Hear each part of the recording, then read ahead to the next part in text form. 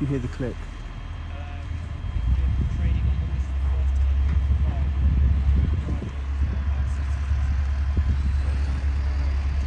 You hear the click.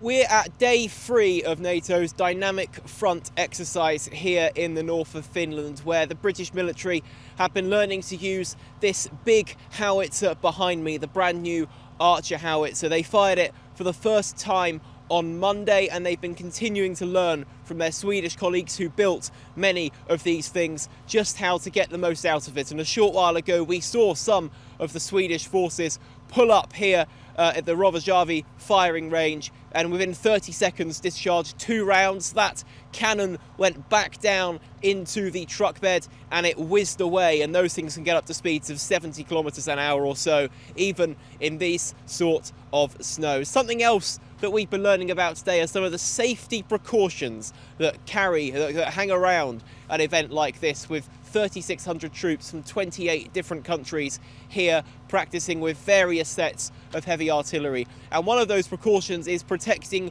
Finland's reindeer, one of the most popular animals in Finland. It's native stag that roams around the millions of trees in Lapland here in the north, the spiritual home, of course, of Father Christmas. And one of the things that we've learned is that part of the observation for making sure that these weapons are safe to fire are to make sure there are no reindeer in the target area, and if there are, firing is immediately halted and they have to wait until that herd clears off. And the reason why that's so important in Finland is because we learned around 30 years ago there was an incident where the Finnish military fired a mortar, and while that mortar shell was in the air, a herd of 50 reindeer or so sprung into the path of the shell. They collided and 47 reindeer died, and it was after that slaughter that the Finnish military decided they had to have some sort of regulations around protecting their reindeer. And here at the NATO summit, a year and a half after Finland joined the military alliance, those rules are now being applied to every single force, including the Brits. And we heard earlier from one of Britain's top commanders out here in this exercise that he has been listening and learning to all of the advice the Finns have to offer, including saving reindeer, but mainly because he doesn't want to upset Father Christmas. There's a absolute range of military equipment here. There are American rocket launchers, French howitzers, the Finnish K9 cannon that we showed earlier in the week. And this is all part of one big show of force, and one big show that NATO is ready to respond as rapidly as possible to any threat from anywhere in the bloc, not least 70 miles away at the border with Russia. This is a hugely different exercise than we've been done hitherto. Obviously we have a number of our troops in Estonia, but to have a NATO exercise in a brand new NATO partner, one is an exciting opportunity to get to know the Finnish and the Swedish and how they operate, but it's also a new climate for us, for lots of us. Lots of our troops train in Norway and do the Arctic warfare training, but for us this is something new as a regiment, and it's been a huge opportunity for us as soldiers to understand how we can fight and survive in this kind of environment, but also put the Archer gun through its paces. We've been engaged with the Swedish for over a year now, so my counterpart in the Swedish Artillery Regiment, I've been working side by side on this exercise. In fact, my soldiers are talking to each other every day on this exercise, learning from each other. In fact, we've been adapting and changing a lot of our own tactics and procedures of how we fight the gun, and the Swedes are learning a bit from us as well. But that partnership has continued and will continue to keep that, because we've only been using it a year. We start off by learning a lot from the Swedish and other nations about how they adapt their driver training. We have a lot of big vehicles in the British Army, a lot of big trucks, so actually that's not too dissimilar. What is different about the Archer is an articulated truck, so it means that the cab moves separately and together with the rear. So actually speaking to the Swedish and doing our training side by side with them has helped them a great deal. In fact, our drivers have been over to Sweden several times driving in these kind of climates.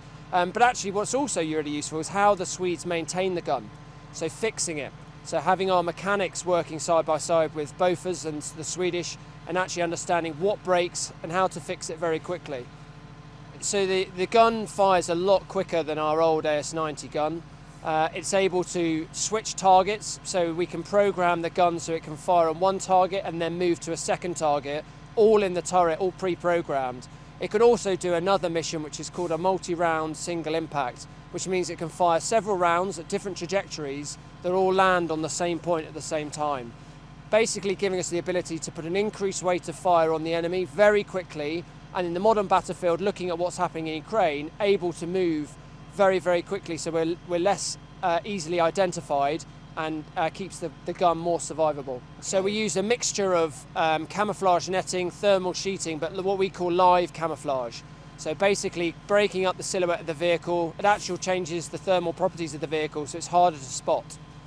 Because I think the most important thing in survivability is not being identified.